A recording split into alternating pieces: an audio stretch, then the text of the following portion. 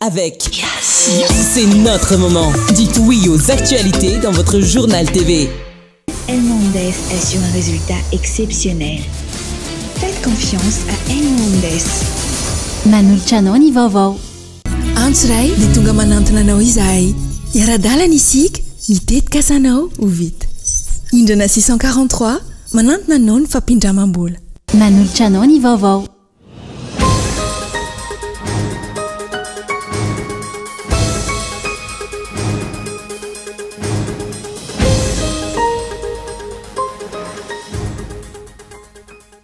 Larana fahavalo amby folo amin'ireo firenena mijaly indrindra maneran-tany Madagasikara amin'izao fotoana izao noho ireo lafin-javatra maro sedrain'ny vahoaka malagasy. Tsy navela niditra ny hôpitaly HIRA ireo sendikany infirmiera sy rasazy androany raha nikasana tanteraka hetsika fanairana manoloana ny olana misy. Manjavozavo ny akoho ny fidirantsika anatin'ireo fikambanana navondrona iraisam-pirenena raha tsy ilaza fa tsy ny francophonie ka mahatonga ny malagasy sasany milaza ny tokony hialana amin'izay. Tsy ampiray hetsy taonina ny katsaka eto Madagasikara hoharina amin'ny filana na ho an'ny olombelona izany na ny atao sakafom-biby raha ny fanadiadiana. Nidina an-dalambe naneo ny tsy fankasitrahany ny fisamborana ambe ny tanàna ny Istanbul ro Bombazy voaitsakitsaka ny zon'olom-boafidy sy ny demokrasia ho ny lehibe ny komisiona ny vondrona Europiana manoloana izay ny antsiprian'izay.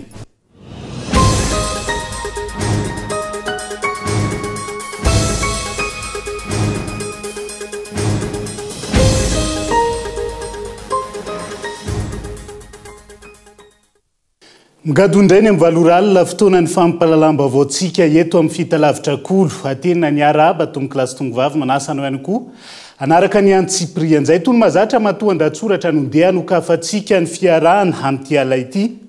Tsy misy ny fahalalahana maneho hevitra eto Madagasikara amin'izao fotoana izao ary ambany ny arikarena fa ho be. Tsy misy ny fiahina ara-tsosialy ary ambany ny espérance de vie eto Madagasikara. Antony mahatonga antsika ho eo amin'ny larana fahavalo amby folo amin'ny firenena mijaly indrindra maneran-tany amin'izao fotoana izao matoan-datsoratra. Miovaova ny sary, io no azo ifehezana ny fanapahan-kevitra raisin'ny mpitondra fanjakana manoloana ny fanamboarana ireo foto-drafitr'asa voalaza fa hitondra fampandrosoana ho an'ny Madagasikara raha tsy ilaza fa tsy ilay tetikasa autoroute. Tapaka tao anatin'ny filan-kevitry ny minisitra indray izao fa hirosoana ny fampiresahana sy ny fanaovan-tsony fifanaraha-piaraha-miasa eo amin'ny ADFD na ny Abu Dhabi Fund for Development sy ny fanjakana malagasy. Ka io ADFD any Emirates Arabes Unis io no amatsy ny 700 kilometatra tapany fahatelo amin'ny lalambe mikodana ary ny BADEA no amatsy ny 20 kilometatra faharoa izay voalaza fa anomboka ny taona 1920 farafahatarany. Tany am-piandohana ny lokaloka ny mpitondra fa ny volan'ny fanjakana malagasy madiodio no amatsy tanteraka ny fanamboarana ilay autoroute. Tranga izay niteraka resabe teny anivon'ny fiarahamonina ka nilazana fa na aiza teto ambonin'ny tany tsy mbola nisy firenena nanamboatra autoroute ka ilay firenena ihany no amatsy vola amin'izany. I Madagasikara nefa ny amby fa avita izany. Vao tsy misy vita tarakory ilay autoroute amin'izao fotoana, efa misy karazany roa sahady ireo mpamatsy vola nangatahana fiaraha-miasa.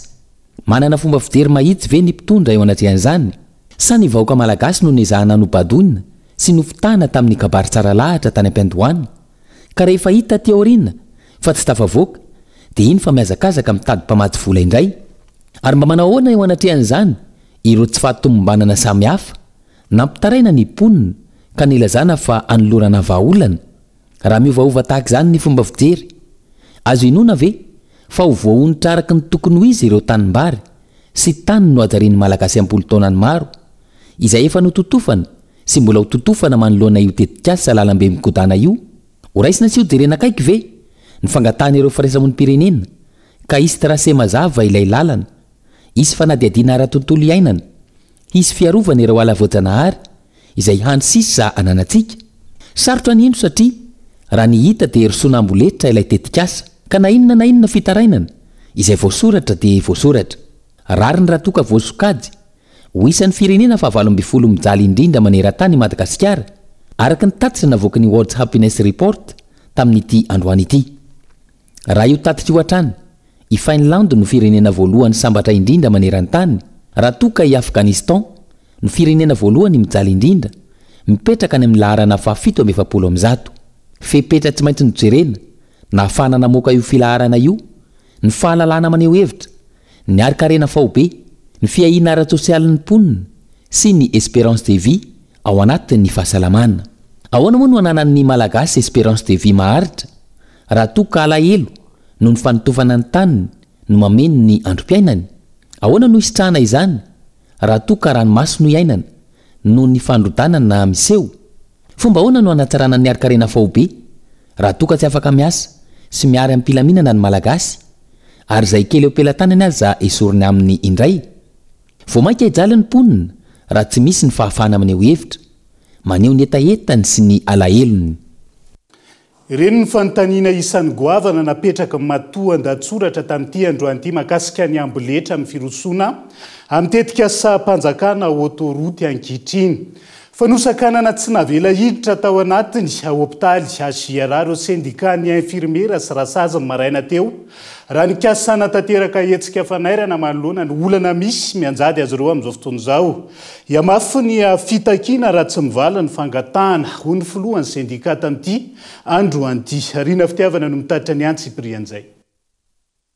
Nampitomboana ireo mpiambina niatrana teo amin'ny vavadin'ny hopitaly ny HJR ampefilo ny maraina teo entitra ny fiambenana voasakana tsy nazo niditra tao anatiny ireo paramedy ahitana ireo infirmiera sy rasazy anatanteraka ny hetsika fanairana voasakana tsy afaka niditra ihany koa ny mpanao gazety. Nilanja sora-bavety teo anoloan'ny vavady ireo paramedy naneho ny fitakiana ny filohan'ny sendika ihany no navela niditra ifampiresaka tamin'ny tompona andraikitry ny HJR.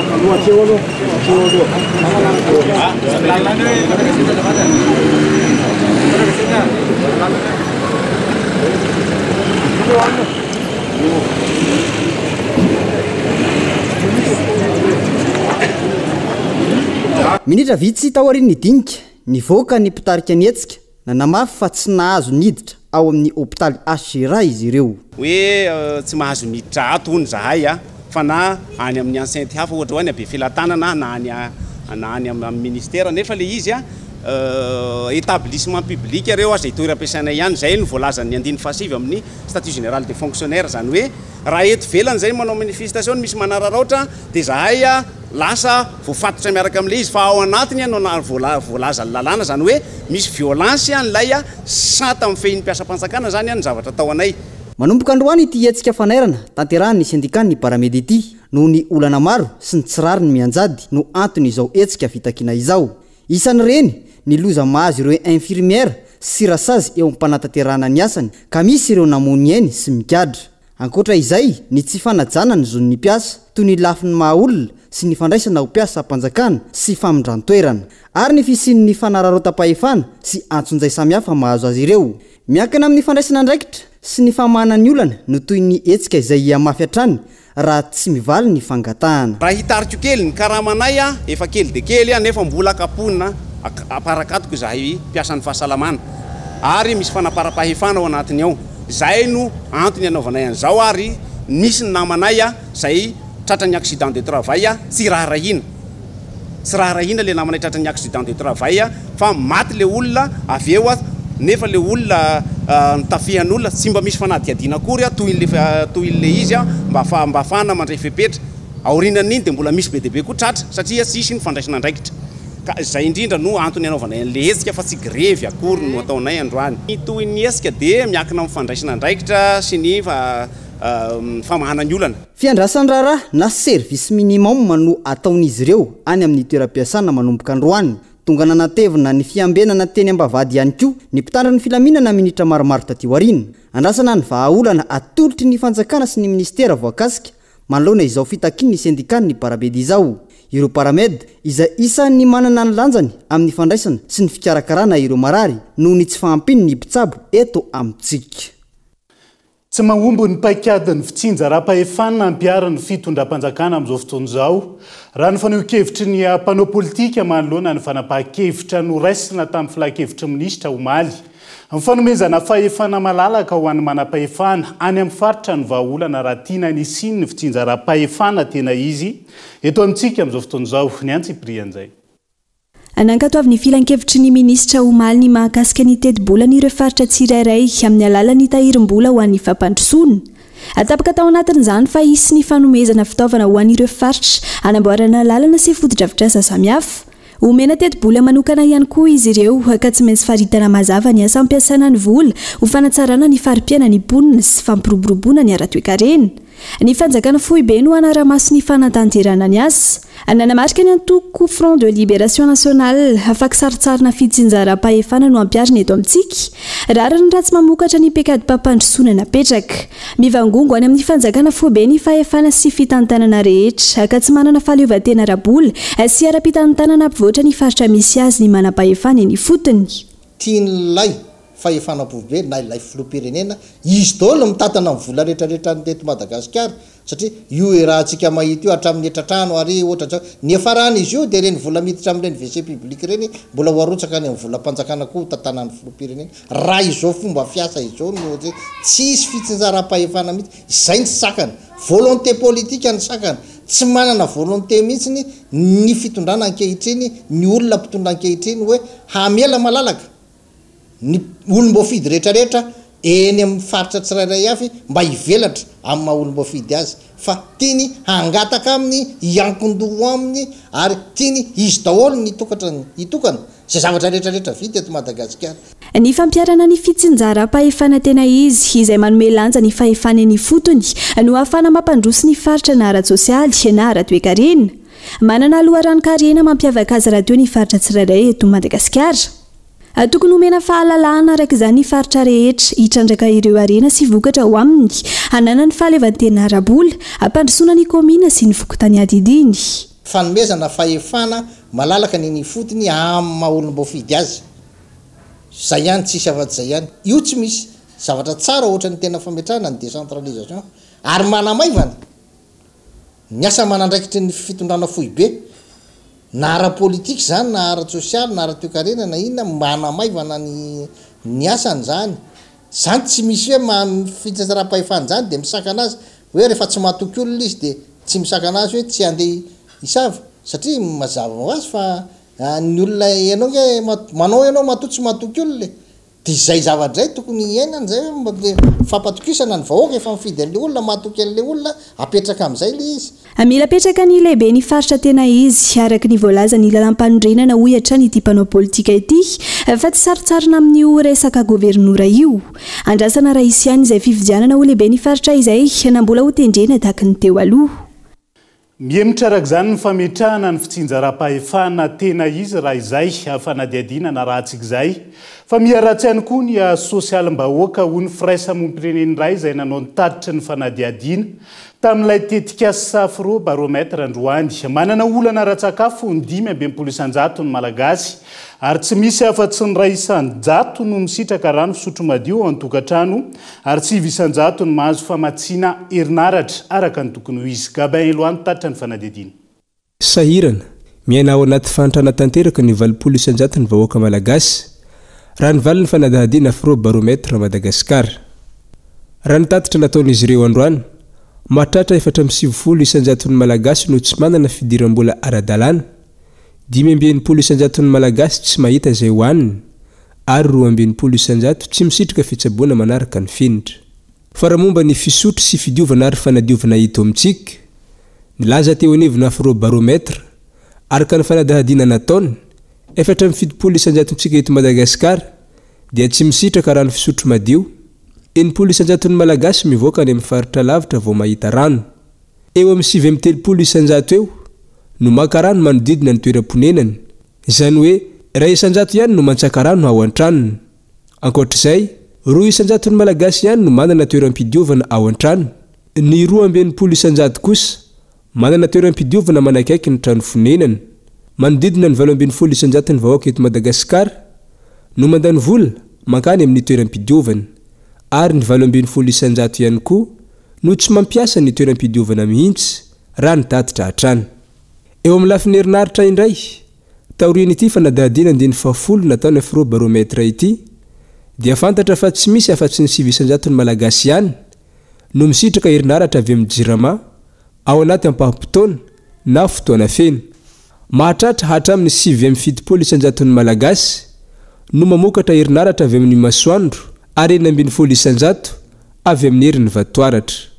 700 ny malagasy no tena miaina ao anatina fahatrana tanteraka dia efa niaina tsy fananam-bola, tsy fampitsakafo, tsy fampin'ny fitsaboana mikasika ny famatsiana herinaratra indray zany 700 ny mponina ihany no tena misitraka ny herinaratra vokarin'ny jirama amin'ny fotoana rehetra na amin'ny fotoana voafetra fa manoloana an'io zany dia angovo avy amin'ny masoandro sy ny bateria nizao safidy hafa ampiasain'ny malagasy oloha rano mpamatsiana herinaratra zany. Kasika ny rano fisotro madio indray dia 570 ny isanjaton'ny malagasy nanana olana ny famatsian-drano ho an'ny filana ao atokantrano ary ray isanjaton'ny malagasy ihany no manana famatsian-drano ao an-trano fa ny 80 isanjato dia tsy maintsy mivoaka ny faritra misy ny tanànany rehefa akarano izy ary 730 isanjaton'izy ireo no manana an'le rano ao anatin'ny tanànany misy azy ihany. Raha ny fanazavana voaray fanadahadiana natao tamin'ny mponina 200 teny amin'ny faritra manerana ny nosy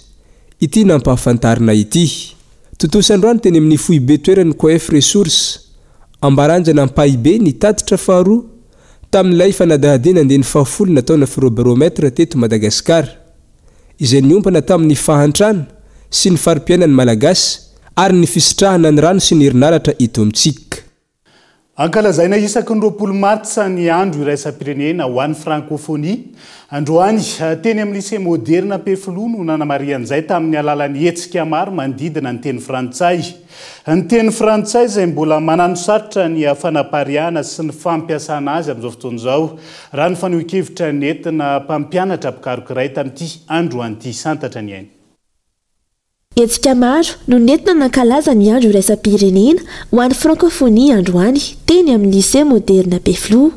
Hetsika ara-kolontsaina maro manodidina ny teny frantsay. Anisan'izany ny karazana kilalao momba ny teny frantsay sy ny fampiratiana momba ny kolontsaina sy ny teny frantsay. Nanatanteraka tantara an-tsehatra sy fampisehoana maro tamin'ny teny frantsay ihany koa ireo mpianatra. Fiteny ofisialy faharoa Madagasikara ny teny frantsay izay mitana toerana lehibe amin'ny sehatra maro eo amin'ny fiarahamonina. Zava-dehibe ny fahafaizana azy, saingy manano sarotra ny fampianarana azy hoy ireo mpampianatra mpikaroka. Antony ny tsy fahampiany mpampianatra teny frantsay indrindra any amin'ny faritra.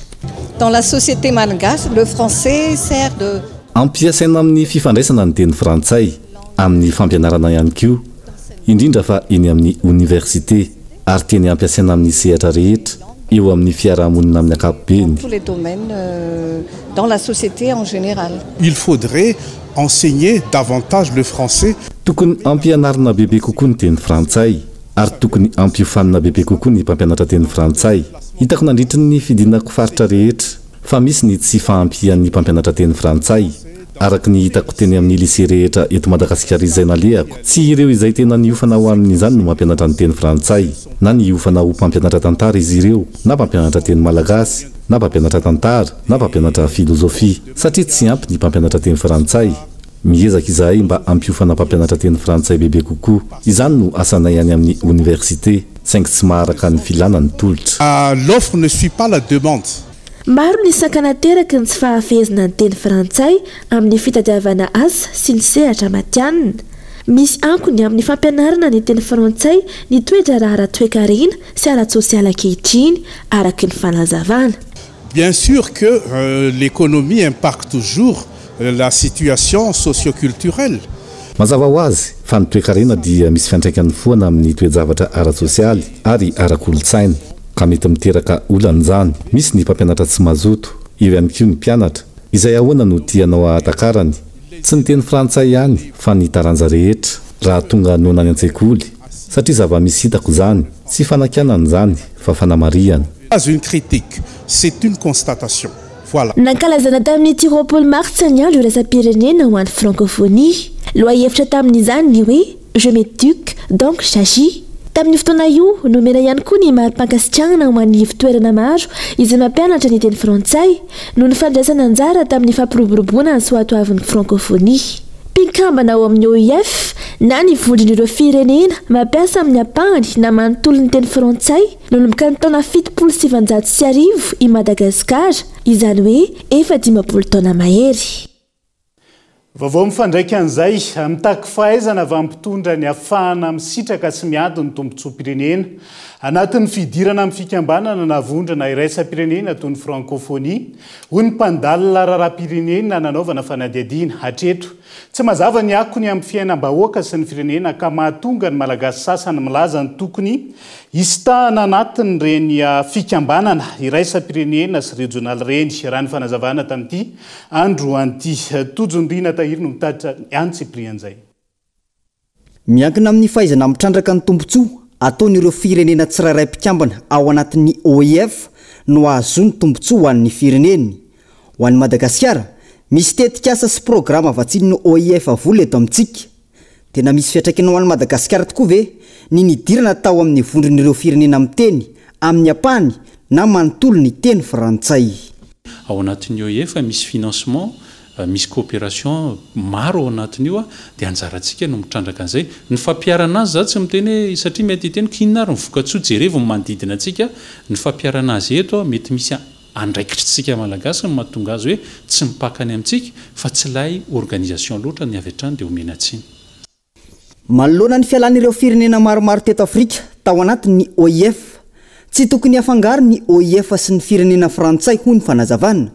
Mila jerena ny tombontsoan'ny Madagasikara mialoha ny anapahana ny ialana na tsy satria ny fisokafana amin'ireo firenena 7 mpikambana no jerena ahafahana miara-miasa.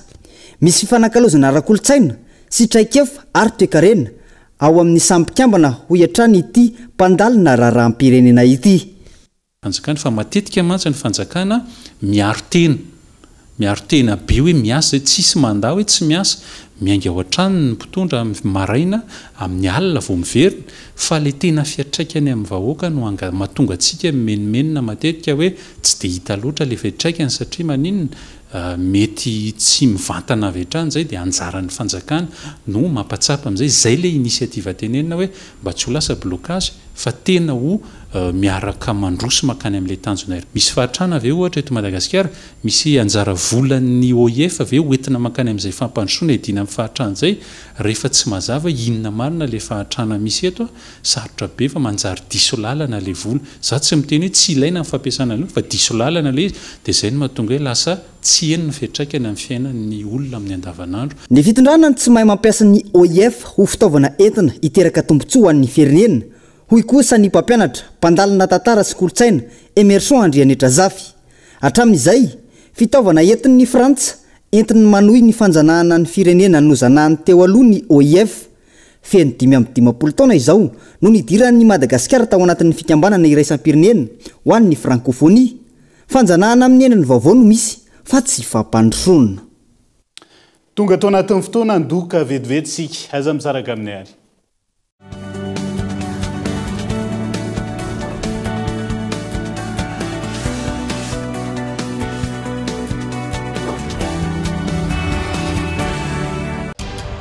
Tsika miara-miketrika ilay ho avy mamiratra miara-manorina mamorina tsy hijanona tsony satria efa hainao fa tsika tanora no tompony ndao ifandray hitady inspiraka vaovao afaka mamorina maneho ny maizy atsika efa aty amintsika zao ny baolina tsisy anakantsika satria isika iray ka tonga ilay fotoana zao dia zao ndao falera Thelma miova o yes.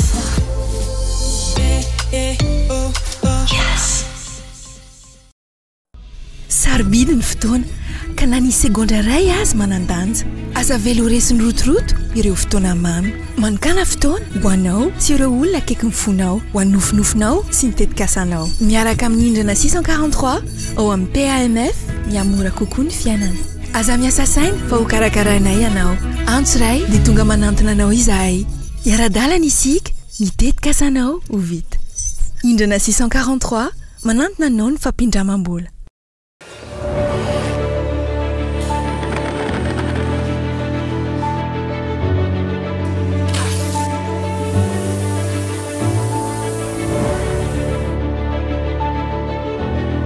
Choisissez Elmo Andes.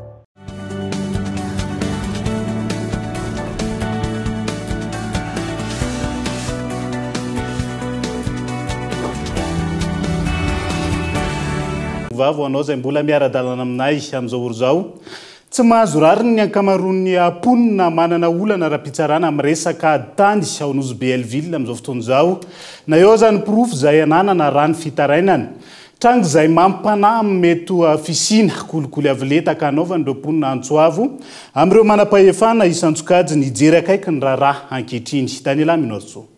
Velotaraina manoloana ny fomba fiasan'ny fitsarana ao Nosy Belleville amin'izao fotoana ireo mponina izay mananolana ara-tany any toerana. Isan'izany ity tompon-tany iray izay nanovana fanadihadiana ity izay nandresatra ny tamin'ireo raharaham-pitsarana ny fanolanany tamin'ireo amin'ny tompony tany ao amin'ny fokotany Ambonara saingy nofoana ny fitsarana avokoa ireo didim-pitsarana rehetra nivoaka tany aloha ka mampanontantena sy mampitaraina ity farany. Ny ankamaroan'ireo mponina izay saika manany amin'ny mety isorana azy ireo amin'ny tany amin'izao fotoana. Raha mandalo amin'ny Nosy Be mavesatra tena mavesatra amin'ny vahoaka madiniky mahita zay fa tena tindry azo lehibe ny mahazay zegny fa mampiasa angovo misy le mpitsara aminay ao satria anao koa fa tsy manambola anao tsy mahita ny mahitsy. Tamin'ny 2015 zany niady tamin'ny première instance tamin'ny 2015 niboaka didy ordonnance 191 za nahazo. 2018 niboaka cour d'appel d'Antsiranana za nahazo.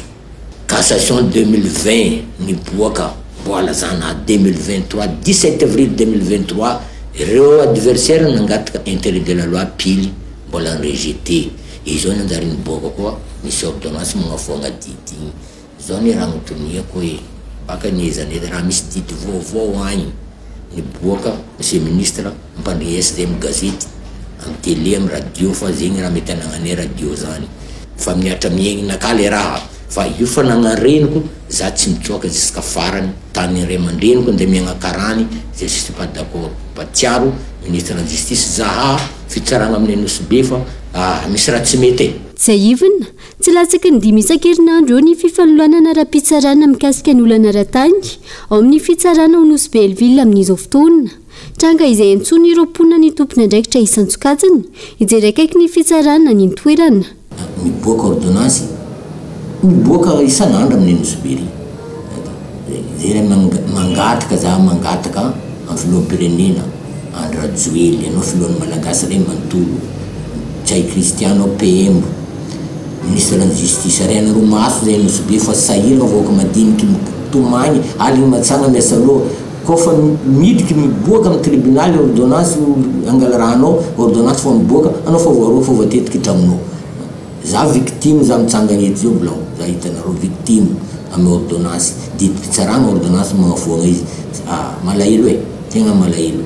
Raha ny zava-misy tsy mitaraina noho ny fomba fiasan'ny fitsarana sy ny fitarazoan'ny raharaham-pitsarana eto amintsika avokoa amin'izao fotoana ny ankamaroan'ny malagasy izay mananolana ny nivon'ny fitsarana. Tranga izay miteraka iasy mampitombo ny elanelana misy eo amin'ny rafi-pitsarana sy ny vahoaka. Araka izany mila fanatsarana ny fomba fiasa ary takina ny anovana fanadihadiana mikasika ireny fitarainana maro samihafa voaray ireny. Avy any Nosy Be dia azo any tapany atsimo Nosy vetivety sika ao anatin'ity vaovao manaraka ity.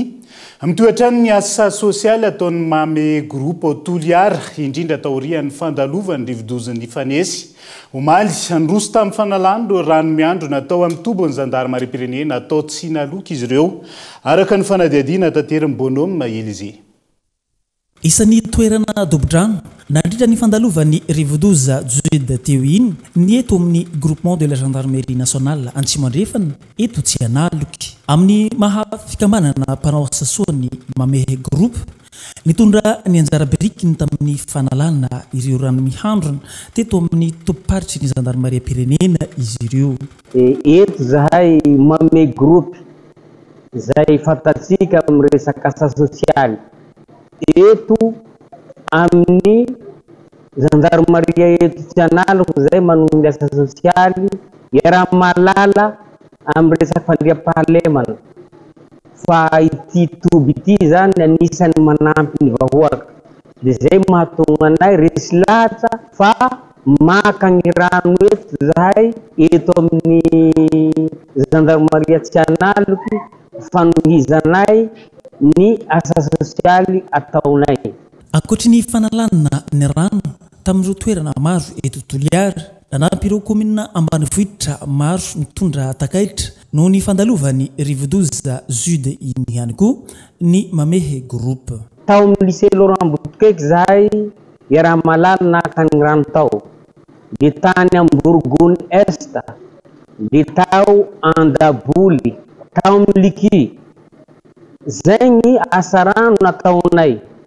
Fa ankoatsireo de fa nandeha koa zay any atimotimana amin'ny littoral du sud, zay nanohy zay asa social zay, nandray ny tsirambitananay koa amin'ireo olona tsatsy ny siklony tamizay, anisan'izay ny commune Androka, ny commune Itampolo, ny commune Ifoetsy ary ny commune Anakao de commune Saint-Augustin. Marineto fa mbola hitohy ny asa social ataonay ary tsy maintsy hanampy vahoaka satria zay ny nametsara ny Mamehe Groupe, zay ny tanjona feheziny Mamehe Groupe de hanampy ny vahoaka. No mafisin'ireo tompon'andraikitra eo anivony Mamehe Groupe fa efa eo ampandaminana ireo fangatahan'ny mponina amin'ny fisian'ny rano mihandrona eny anivon'ny fokontany sy amin'ny toerana iva maro eto Toliara izy ireo, ka aorian'izao hetsika izao dia iroso amin'ny toerana hafa indray. Tsy ampiray etsy taonina ny katsaka eto Madagasikara hoarina amin'ny filana na izany ho an'olombelona na ny atao sakafom-biby ihany koa ny fahabangana izay efa hita nandritra ny taona maro ka mahatonga io fiakaram-bidy saika isan-kerinandro io. Tsy mazava ankilan'ny politika eto ny fanjakana anatratrarana izay fahabangana izay hatreto honina sainy no mitatra ny Antsipriany. Isan'ireo ankotrana solony malagasy ny vary ny katsaka saingy miakabidy isan-kerinandro. Manodidina ny 5 alina sy 4 hetsy taona eo ny famokarana isan-taona, raha any amin'ny 5 alina sy 3 hetsy hatramin'ny 4 hetsy taona ny filana eo amin'izay tsena anatin'izay. Ny famokarana izay nenatra amin'ny 50 isan-jato hoarina tamin'ny 12 sy 14 izay nananika ny 5 alina sy 4 hetsy taona. Kely ny vokatra fa mbola tsy voafehy ihany koa ny olitra legionnaire na ny chenille legionnaire izay mandripaka ity karazana ny kotrana ity. Ambonin'ireo ny olana samihafa izay vao maika mampidangana ny vidin'ny katsaka. De nefa le izy am'izao misy miankina be dia be amina mpisehatra maromaro moa zany ao anatiny mazava ho azy ny mpamboly, satria mila ampitomboana ny famokaran'ny mpamboly amin'ny resaka rendement zany io. Rehefa mivoaka koa ny entana mila tsaraina ny lalana satria rehefa ratsy ny lalana dia lafo ny frais, dia le eo anelan'elan'izay koa misy le mpanelanelana izay tena mandidy sy manapaka ny vidiny entana tonga aty amin'ny mpanjifa. De reny rehetrarehetra reny mila hoe hijerena vahaolana ao anatin'izy. Efa misy vahaolana ihany naroso amin'ny ministera, efa misy fampiresana niaraka tamin'ny ministera Isatsokajina ao anatin'izany ministeran'ny fiompiana sy ny fambolena, izay hoe ahoana ny tanjona, ahoana ny ahafahantsika manatratrarana izay tanjona izay fa ahavitantena amin'iny resaka katsaka. Miandry ny fepetra ora sy ny fanjakana natsarana ny famokarana katsaka eto an-toerana amin'izao ireo mpandraharaha misehatra amin'ny fiompiana. Raha tsy mbola mitombo ny vokatra eto anatiny ka hiantehatra amin'ny katsaka farana izay miovaova ny vidiny eo amin'ny tsena iraisam pirenena, tsy ho voafehy ny vidiny io raha ny fanazavana. Maro ny malagasy no mihinana katsaka asolo ny vary noho izany mora kokoa. Raha manodidina ny 4,000 ariary eo ny kilao ny vary, eo amin'ny 700 sy 1,000 hatramin'ny 700 sy 2,000 ariary eo ny katsaka iray kilao. Mora hoarina amin'ny vary na izany aza niakatra avy roeny io vidiny io ampitahaina tamin'ny 3 taona lasa. Sakafo hoan'ny olona fa mamaritra ny 520 isan-jato ny sakafom-biby toy ny akoho, kisoa, omby vavy be ronono ihany koa ny katsaka. Antony mazava-dehibe ny fampivoarana izany. Isan'ny tokony ataon'ny fitondrana lara-pahamehana amin'izany ny fanohanana sy fanomezan-danja ny FOFIFA na ny sampandra misahana ny asa fikarohana momba ny fambolena izay vao avy namoaka ny vokatra vaovao marobaby, miaritra, masombolona katsaka, mahatohitra ny olitra legionnaire. Ny fanapariana sy ny fanamorana izany ho tonga eny amin'ny tantsaha izay antoka iray hanatsarana ny famokarana katsaka eto Madagasikara.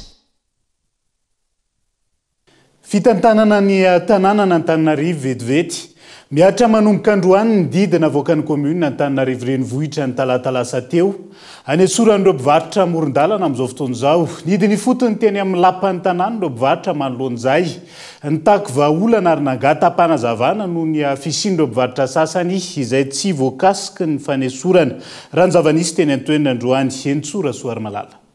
Ny roso avy hatrany tamin'ny fanesorana ireo mpivarotra amoron-dalana ny komuna Antananarivo renivohitra raha nitazana teny an-toerana ny maraina teo maro ireo mpivarotra no afaka nivarotra ny kalalahana ary nisy ny tsy navela hivarotra intsony manoloana izany nidina teny amin'ny lapan'ny tanàna ireo mpivarotra voasakana nangataka fanazavana tsy tanteraka izany mpitandro filaminana no niantrana naparitaka avy hatrany raha vao misy mitangorana vahaolana no angatahinay ho ireo mpivarotra ny taraina.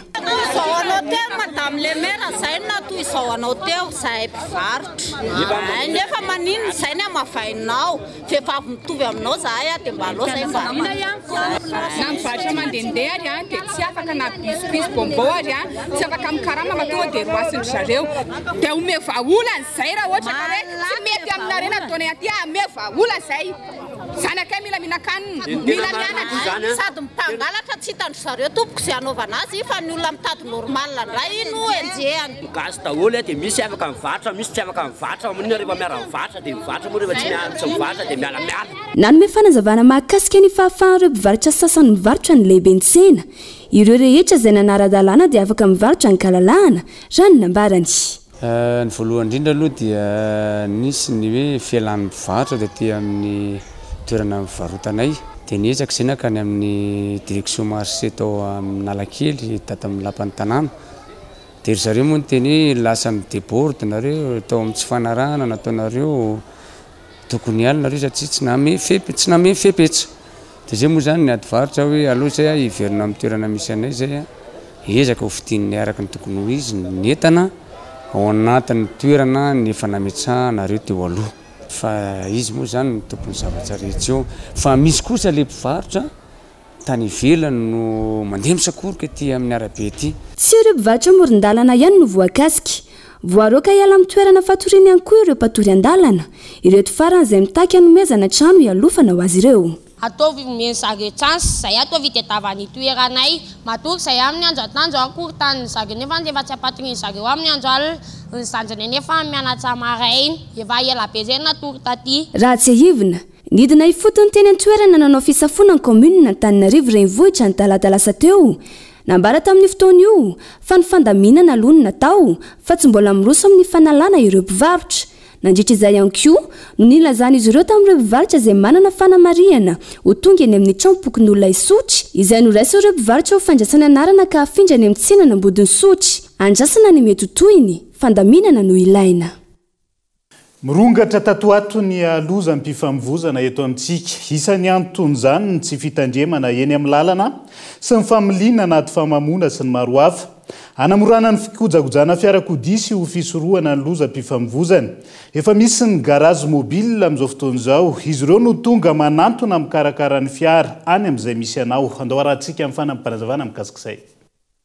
Zany hoe raha misy fiara zany ohatra hoe mila fanamboarana nefa tsy natao ny fanamboarana miteraka loza mpifamovozana izay indrindra mahatonga anay hoe mba tsy hisian'ny surprise ka raha ohatra ka hoe anamboatra fiara izahay dia izay no monsieur déplacé any amin'le toerana zany hoe any amin'le toerana ohatra hoe panina le fiara na ohatran'izany mba tsy hahafahan'le tomobile mihitsy miteraka loza mpifamovozana hoe hoetin'le client le fiara dia eny an-dalana izy fa misy olana iny mbola hoetin'le fiara no accident izy zay ny anton'le hoe service mobile. Ao anatin'izay sehampitaterana izay hatrany fa hiazo anantsiranana vetivetsika manoloana ny fitarenana maro voaray avy amin'ny mpandesy ny mpamily taxi bajaja ho antsiranana nanapa-kevitra nome fampiofanana ireo mpamily ny CTTA na ny coopérative de transport de tuk-tuk d'Antsiranana fiofanana isaky ny alarobia sabotsy sy alahady no omena azy ireo nanomboka ny 10 martsa ary aritra ray volana eo tanjona ny anatsarana ny tolotra amin'ny fampanaran-dalàna sy ny maro hafa ao anatin'ity fitaova-pitaterana indray ity sy tany Bezara Kolo Antsiranana. nandritra ny fiofanana ny arana tamin'ny polisy nasionaly tompony bajajy sy mpamily taksi omaly dia nianatra momba ny fanajana ny lalàna mifeny fifamoivoizana ireo mpamily bajajy na taksi tokotoky anisan'izany ny fampifantarana ny fetra ny aingam-pandeha fanajana ny mpandeha izay fitarainana maro voarain'ireo polisy sy ny coopérative CCTA. Oety mamazay olona zay zany na tena tsony manokana teto ireo solontegnan'ny polisy mba ampianatra hoe ino moa ny raha fadisogna matetiky ataony chauffeur amin'ny bajajy eo amin'ny lalagna ao dia nandray zay fananarana avy amin'ny polisy sy fampianarana zay moa chauffeur amin'ny bajajy ary eo andaniny koa zegny manana etaeta koa ny chauffeur ny bajajy eo amin'ny polisy mba hoentiny anatsarana ny asandreo andavanandra. Ilaigna zegny le formation satria zegny magnisan'ny magnampy zay miasa amin'ny lalagna andavanandra zegny mampatsaro le raha tokony atao ndraiky le raha mety ndraiky tsy mety. Na dia nahazo fanofanana azy ireo mpamily bajajy sy ny tompony dia maro amin'izy ireo no mihevitra fa mbola betsaka ny fanatsarana ilaina amin'ny fifandraisana amin'ny polisy. Le etaetan'ny bajajy zany mbola maro zany le raha tokony mbola resagna fa tsy ampy zegny le lera atao zay tena maro tsy ampy le lera fa maro zany raha tokony mbola ray resagna agnatin'izao fa le resaka accident ndraiky lalagna amin'ny madinidiniky zany tena voafehy tao nazavaigna tao fa mbola maro zany mbola tohizagna zegny ho izy tao araka ny volagnan'ny commissaire tao. Eo anenanena ny fepetra takin'ny lalàna sy ny zavamisy iainan'ny mpamily taksi dia mbola misy ny disadisa. Raha tena tanjona ny fanatsarana ny tolotra sy ny fiarovana dia ilaina ny fifampiresana sy fandraisana andraikitra amin'ny fampiarana ny lalàna amin'ny fomba mety sy marina. Ahoana ary nazahoana antoka fa ny fanaraha-maso dia natao ho fampanarahana lalàna fa tsy ho entina manavesitra sy manasarotra ny asan'ny mpamily. Maresaka iraisam-pirenena vetivety oravitsy taorian'ny samborana ny ben'ny tanàna ny Istanbul izay voaroroy no resaka fampirorona sy kolikoly. Nidina andalam-benany eo ny fanohanana ny ben'ny tanàna no pomba azy na eo aza ny fandrarana ny fisin'ny fitokonana any antoenina amin'izao fotoana izao. Ny fisamborana ny ben'ny tanàna toy izao izay manitsakitsaka ny zon'olom-boafidy sy ny demokrasia ho ny lehibe ny komisiona ny vondrona Europeanina sy mitarika ny antoko politika republikanina any antoerana. Ankilany miantso ny fitsarana tsy angina manoloana izao trango izao ihany koa ben'ny tanàna Istanbul dia izay ihany koa no entintsika manakatona ny fampahalalam-baovao tamin'ity alaity ankasitrahany ianao. Nanaraka izany hatramin'ny farany azadimy mifandahanana journal de l'économie aorian'izao fampahalalam-baovao izao iresantsika manokana ny fandraisana anjara ny diaspora malagasy ao anatin'ny toe-karena sy ny fampandrosoana fandaharana izay anasananao avy hatrany aorian'izao fampahalalam-baovao izao. Mandra-pitafa ho amin'ny raha-pitsondry ary tomboky lasy tombo vavy veloma tompoko.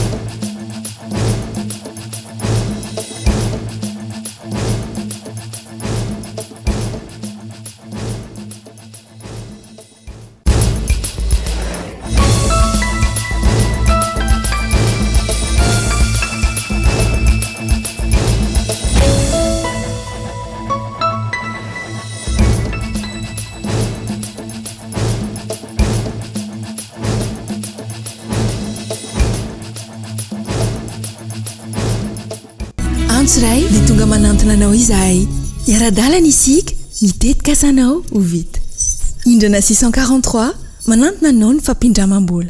Vous a présenté Ny Vavao. El Mondes assure un résultat exceptionnel. Faites confiance à El Mondes. Vous a présenté Ny Vavao. Avec c'est notre moment. Dites oui aux actualités dans votre journal TV.